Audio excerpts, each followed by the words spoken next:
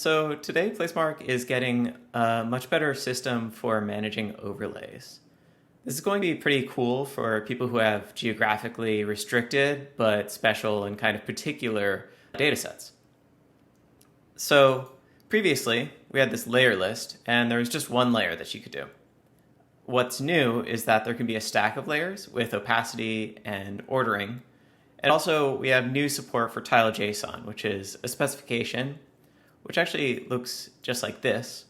And as you can see, it kind of defines the bounds of the layer and a bunch of other configuration. So let's add a tile.json layer. Just click plus here, add a custom layer, and tile.json. And I'll call this historical and add in that URL. So that adds that into the layer list, but as you can see, this is just a small historical geocoded referenced map.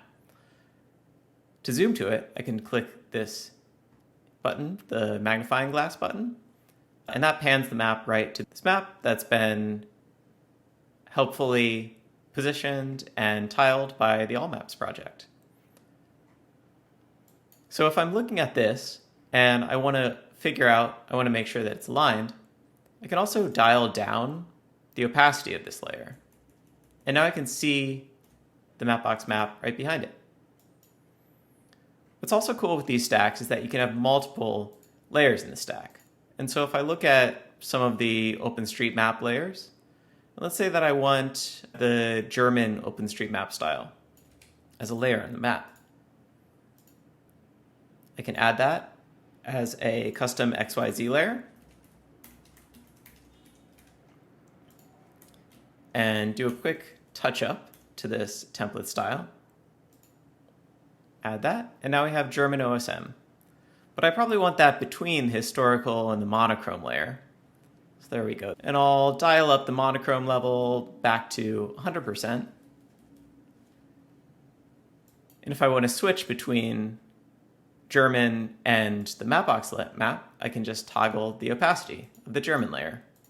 And you can see that this is pretty useful for things like this area, where we have quite a lot of detail in the German map, and we have a little bit less. We have cartographic removals in the Mapbox map.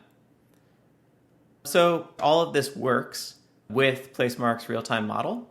If you're working on the same map, you're managing the layer stack, you'll see all these changes in real time. And if you're working on a team, you can also click custom and copy from another map, and that will pull layers from other maps. So that's kind of a quick way. If your entire team is referencing one overlay pretty often, you can just copy it from one map to another really easily. So that's about it. Tile.json, I think, makes this experience quite a nicer. And we have quite a few other things planned for this layer list, including adding images and warping those images, as well as support for the new stack standard. But as always, if there's something that you feel like could make this even better, or if you have any feedback, please get in touch. All right, thanks. Bye.